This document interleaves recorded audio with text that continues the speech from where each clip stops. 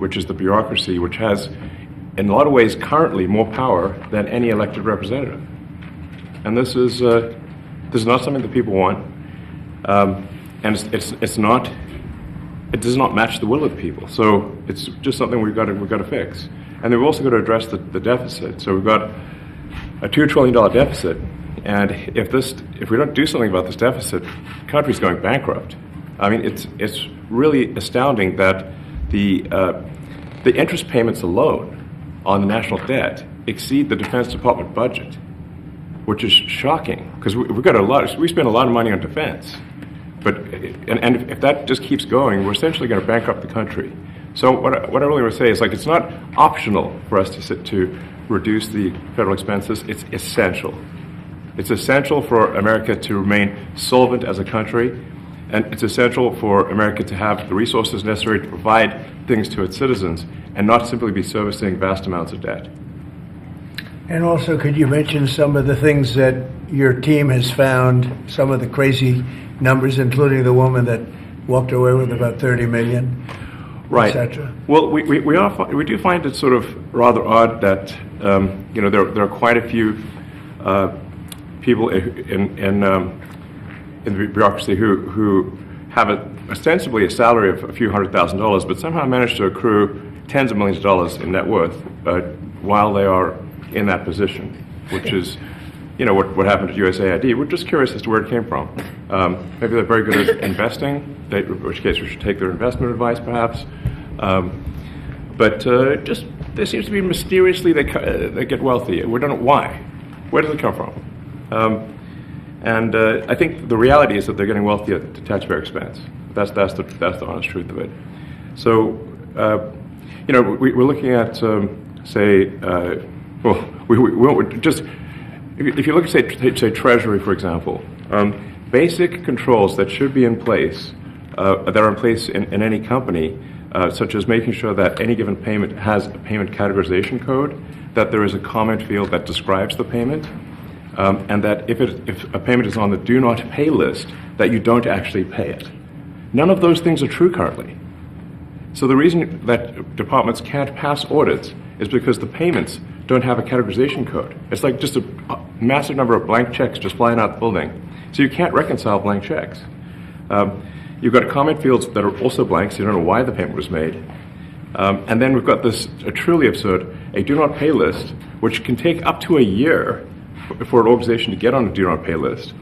And this, we're talking about terrorist organizations, we're talking about known fraudsters, known aspects of waste, known things that do not match any congressional appropriation, can take up to a year to get on the list, and even once on the list is not used.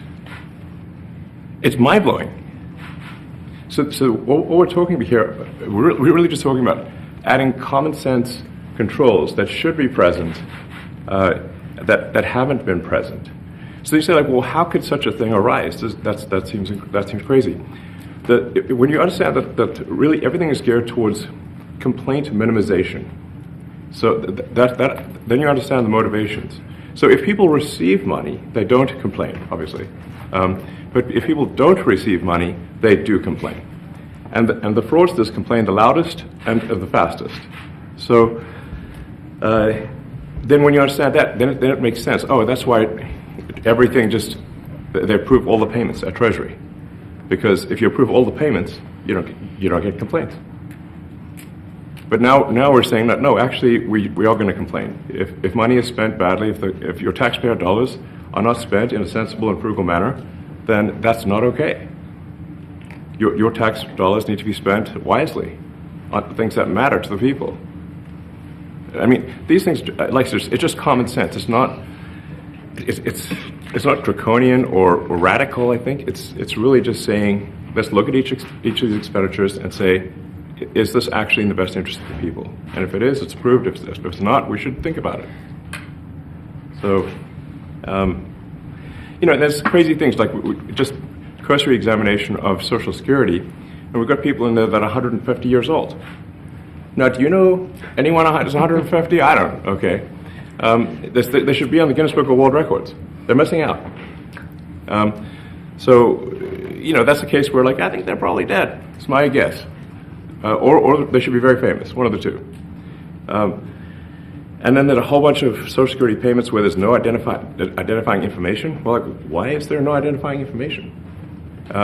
Obviously, we want to make sure that people who deserve to receive Social Security do receive it, and that they receive it quickly and accurately. I'll tell you another crazy thing. So, you know, one of the things is like we are trying to sort of right-size the federal bureaucracy, just make sure that this.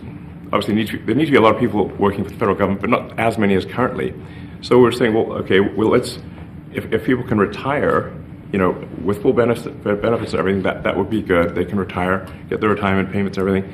And then we were told, this is actually, I think, a great anecdote, because we were told no, the most number of people that could retire possibly in a month is 10,000. We're like, well, why is that? Well, because all the retirement paperwork is manual on paper. It's manually calculated, then written down on a piece of paper. Then it goes down a mine. And I'm like, what do you mean a mine? Like, yeah, there's a limestone mine where we store all the retirement paperwork. And you look at a picture of this mine. We'll post some pictures afterwards. And this mine looks like something out of the 50s because it was started in 1955. So it looks like it's like a time warp. And then the speed, the limiting factor is the speed at which the mine shaft elevator can move determines how many people can retire from the federal government. And the elevator breaks down sometimes, and then nobody can retire. Doesn't that sound crazy? There's like 1,000 people that work on this.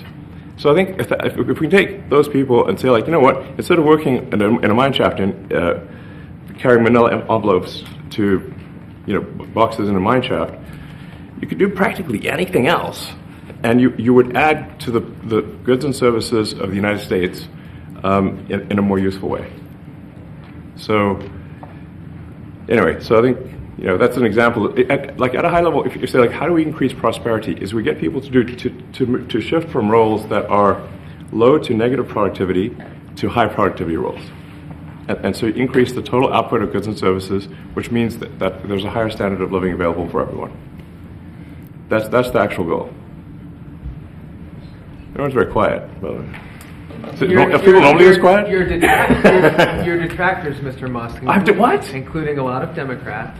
I have detractors? You do, sir. I don't believe it. Say that you're orchestrating a hostile takeover of government and doing it in a non-transparent way. What's your response to that criticism? Well, first of all, you couldn't ask for a stronger mandate from the public. The public voted. We have a majority of the public voting for President Trump. We won the House. We won the Senate. The people voted for major government reform. There should be no doubt about that. That was on the campaign. The president spoke about that at every rally. The people voted for major government reform, and that's what people are going to get. They're going to get what they voted for. And a lot of times, that, you know, people that don't get what they voted for, but in this presidency, they are going to get what they voted for. And that's what democracy is all about. Mr. Musk, the White House says that you will identify and excuse yourself from any conflicts of interest that you may have. Does that mean that you are, in effect, policing yourself? What are the checks and balances that are in place to ensure that there is accountability and transparency? Well, we actually are trying to be as transparent as possible. In fact, we post our actions to the Doge handle on X and to the Doge website. So all of our actions are maximally transparent. In fact, I don't think there's been, I don't know of a case where an organization has been more transparent than the Doge organization. So, you know, and the kind of things we're doing are, I think, very, very simple and basic. They're not, you know, what I mentioned, for example, about Treasury, just making sure that payments that go out, taxpayer money that goes out, is categorized correctly, that the payment is explained, that organizations on the do not pay list, which takes a lot to get there, that actually are not paid, which currently they are paid. These are not individual judgment decisions. These are about simply having sensible checks and balances in the system itself to ensure that taxpayer money is spent well. So it's got nothing to do with, like, say, a contract for some company of mine at all. But if there is a conflict of interest when it comes to you yourself, for instance, you've received billions of dollars in federal contracts when it comes to the Pentagon, for instance, which the president I know has directed you to look into. Yeah. Are you policing yourself in that? Is there any sort of accountability check and balance in place that would provide any transparency for the American people? Well, all of our actions are fully public. So if you see anything, you say like, wait a second, hey, Elon, that seems like maybe that's, there's a conflict there. It's not like people are going to be shy about saying that. They'll say it immediately, Including you yourself. Yes. But transparency is what builds trust, not simply somebody asserting trust. So not somebody saying they're trustworthy, but transparency, so you can see everything that's going on. And then you can see, am I doing something that benefits one of my companies or not? It's totally obvious. And if we thought that, we would not let him do that segment or look in that area if we thought there was a lack of transparency or a conflict of interest. And we watch that also. He's a big businessman. He's a successful guy. That's why we want him doing this. We don't want an unsuccessful guy doing this. Now, one thing also that Elon hasn't really mentioned are the groups of people that are getting some of these payments. They're ridiculous. And we're talking about billions of dollars that we've already found. We found fraud and abuse. I would say those two words as opposed to the third word that I usually use, but in this case, fraud and abuse. It's abusive because most of these things are virtually made up, or certainly money shouldn't be sent to them. And you know what I'm talking about. It's crazy. So, but we're talking about tens of billions of dollars that we've already found. And now a judge who's an activist judge wants to try and stop us from doing this. Why? Why would they want to do that? I campaigned on this. I campaigned on the fact that I said government is corrupt. And it is very corrupt. It's very, very, it's also foolish. As an example, a man has a contract for 3 months and the contract ends, but they keep paying him for the next 20 years, because nobody ends a contract. You got a lot of that. You have a contract that's a 3-month contract. Now, normally, if you're in a small, in all fairness, it's the size of this thing is so big. Yeah. But if you have a contract and you're in a regular business, you end the contract in 3 months. It's a consultant. Here's a contract for 3 months, but it goes on for 20 years. And the guy doesn't say that he got money for 20 years. They don't say it. They just keep getting checks month after month, and you have various things like that, and even much worse than that, actually, much worse. And I guess you call that incompetence, maybe. Yeah. It could be corruption. It could be deals made on both sides, where the guy gets the money, he kicks. I think there's a lot of kickback here. I see a lot of kickback here. There's a lot of kickbacks. A tremendous kickback, because nobody could be so stupid to give out some of these contracts, so he has to get a kickback. So that's what I got elected for, that and borders and military and a lot of things, but this is a big part of it. And I hope that the court system is going to allow us to do what we have to do. We got elected to among other things, find all of this fraud, abuse, all of this horrible stuff going on. And we've already found billions of dollars, not like a little bit, billions, many billions of dollars. And when you get down to it, it's going to be probably close to $1 trillion. It could be close to $1 trillion that we're going to find. That will have quite an impact on the budget. And you'll go to a judge where they handpick a judge, and he has certain leanings. I'm not knocking anybody for that, but he has certain leanings. And he wants us to stop looking. How do you stop looking? I mean, we've already found it. We have a case in New York where a hotel has paid $59 million, $59 million because it's housing migrants, illegal migrants, all illegal, I believe. And they were being paid twice the normal room rate at 100% occupancy. Unbelievable. So it's a racket. Mr. Musk, can I ask you a question? You Well, said if I may sort of just going for the President's comments, at a high level, you say, what are the two ingredients that are really necessary in order to cut the budget deficit in half from $2 trillion to $1 trillion? And it's really two things: competence and caring. And if you add competence and caring, you'll cut the budget deficit in half. And I fully expect to be scrutinized and get a daily proctology exam, basically. Might as well just camp out there. So it's not like I think I can get away with something. I'll be scrutinized nonstop. And but with the support of the president, we can cut the budget deficit in half from 2 trillion to 1, and then with deregulation, because there's a lot of sort of regulations that don't ultimately serve the public good. We need to free the builders of America to build, and if we do that, that means I think we can get the economic growth to be maybe 3-4%, maybe 5%. And that means if you can get $1 trillion of economic growth and you cut the budget deficit by $1 trillion, between now and next year, there is no inflation. There's no inflation in 26. And if the government is not borrowing as much, it means that interest costs decline. So everyone's, the mortgage, their car payment, their credit card bills, anything, their student debt, the monthly payments drop.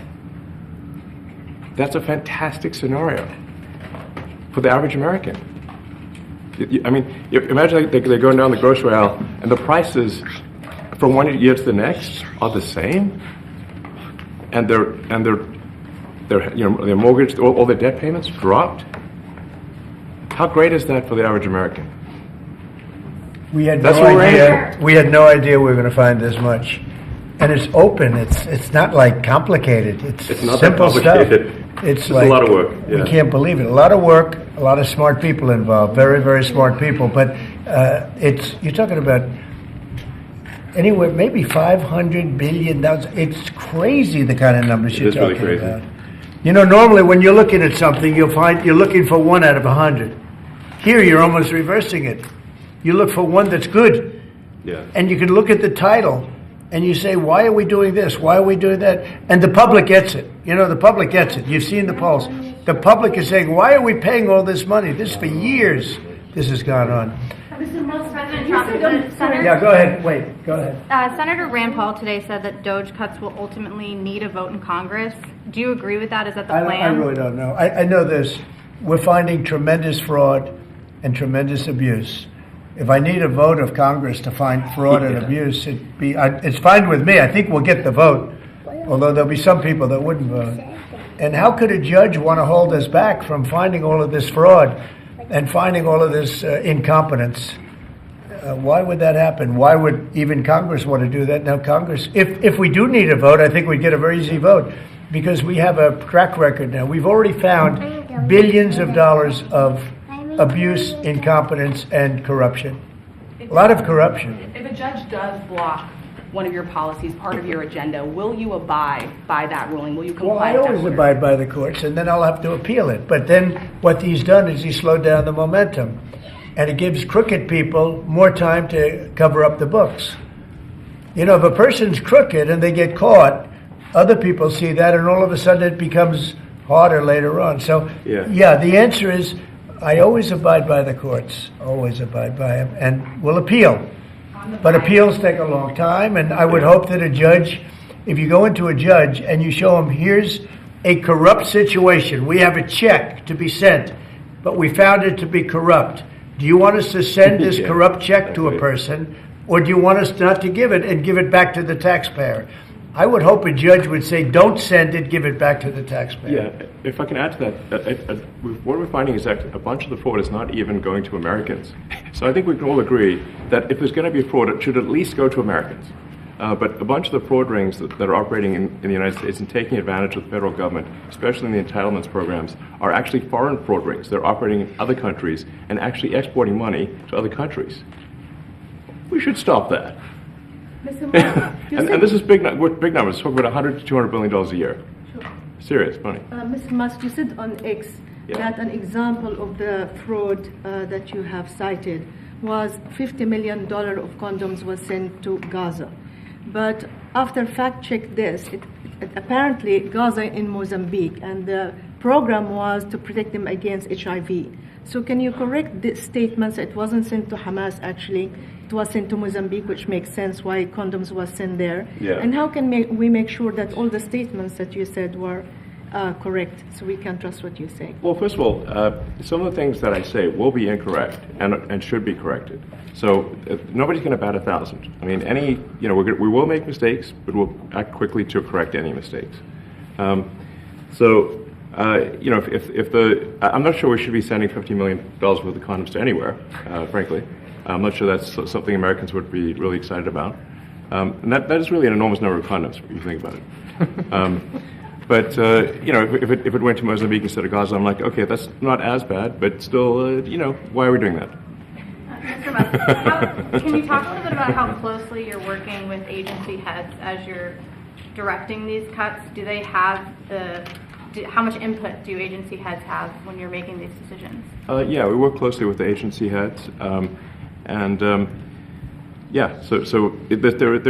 are sort of checks in place. So it's not just us just going in and doing things willy-nilly. It's in partnership with the agency heads, and I check frequently with the president to make sure that this is what the president wants to have happen. So we talk almost every day, and I double check things to make sure, is this something, Mr. President, you want us to do this? Then we'll do it. USAID has been one of your main targets. Are you concerned at all that some of the cuts or that shutting that agency altogether may lead to diseases or other bigger problems starting in other countries that then come to the United States? Yeah, so that's an interesting example. So that's something where we work closely with the State Department and Secretary Rubio. And we have, for example, turned on funding for Ebola prevention and for HIV prevention. Left that, you said? Yes, correct.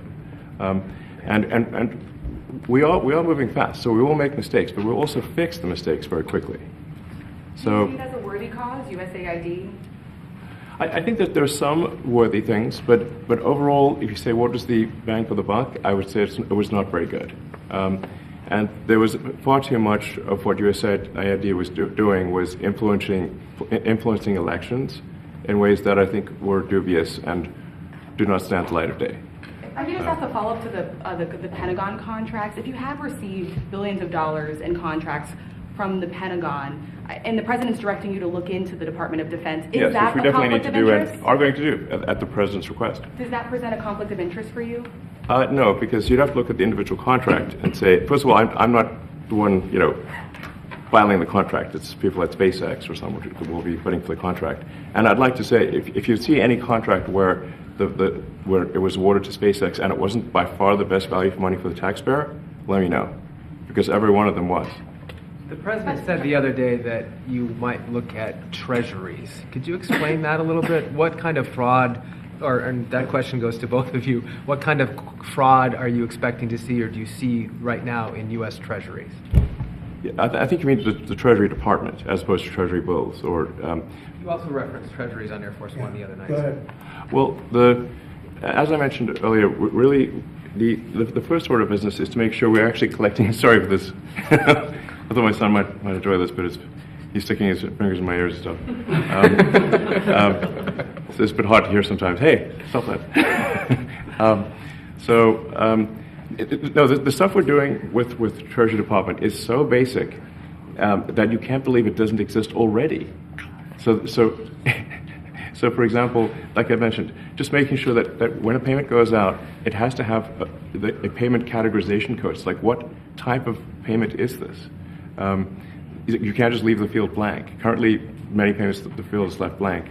And you have to describe what's the payment for, some basic rationalization. That also is left blank.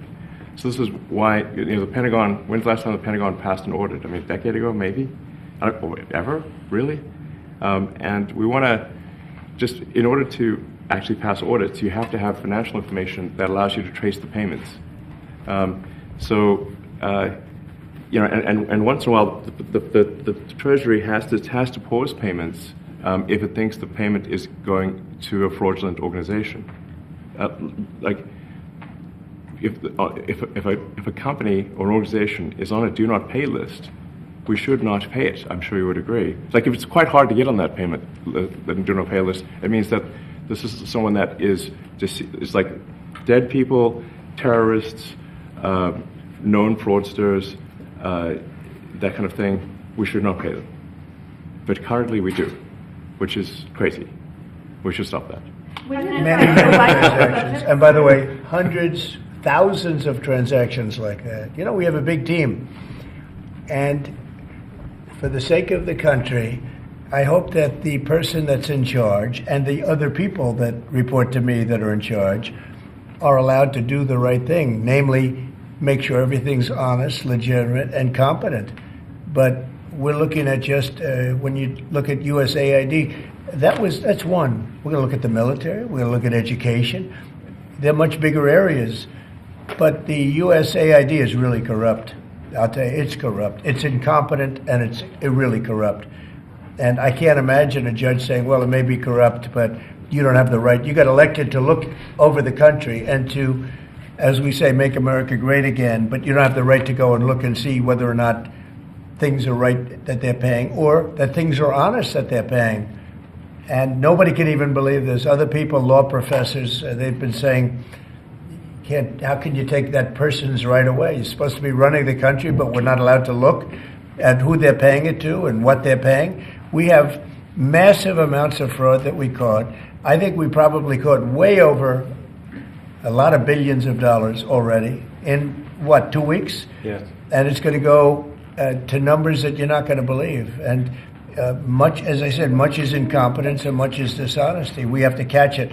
And the only way we're going to catch it is to look for it. And if a judge is going to say you're not allowed to look for it, that's pretty sad for our country. I don't understand how it could even work.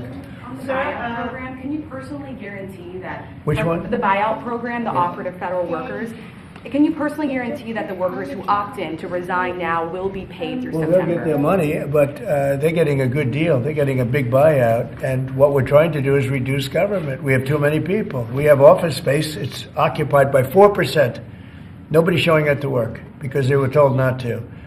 And then Biden gave them a 5-year pass, some of them, 48,000 of them, gave them a 5-year pass, that for 5 years you don't have to show up to work.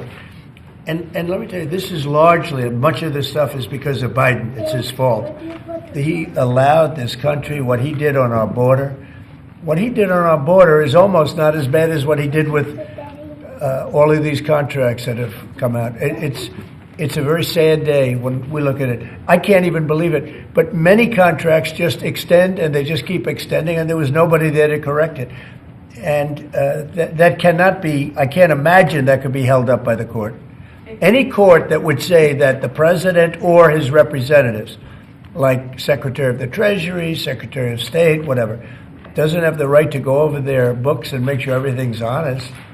I mean, how can you have a country? You can't have anything that way. You can't have a business that way. You can't have a country that way. Hey, thank you very much, everybody. Thank you. Thank you, Chris. Thank you, Chris. Head out. Coming back tonight. Mark Fogel will be at the White House tonight at about 10 o'clock. If you want to come over, you can say hello to him. Did you guys get anything in return? Not much. No, they were very nice. We were treated very nicely by Russia, actually. I hope that's the beginning of a relationship where we can end that war and millions of people can stop being killed. They've lost millions of people. They lost, in terms of soldiers, probably 1.5 million soldiers in a short period of time. We got to stop that war. And I'm interested primarily from the standpoint of death. We're losing all those soldiers. And they're not American soldiers, they're Ukrainian and Russian soldiers. But you're probably talking about 1.5 million. I think we got to bring that one to an end. Okay? Thank you. Thank you very much. Thank you. We're moving. Let's go. Let's move. Thank you. We're moving. 10 o'clock. 10 Thank o'clock you. tonight at the White House. All right, guys. Thanks, everybody. Let's head out. Thank you. See you later. Yeah, I mean, it's a lot. You know, so Thank you, guys. Thanks, guys. Right behind the stills. it's like, I think they're like less than a month.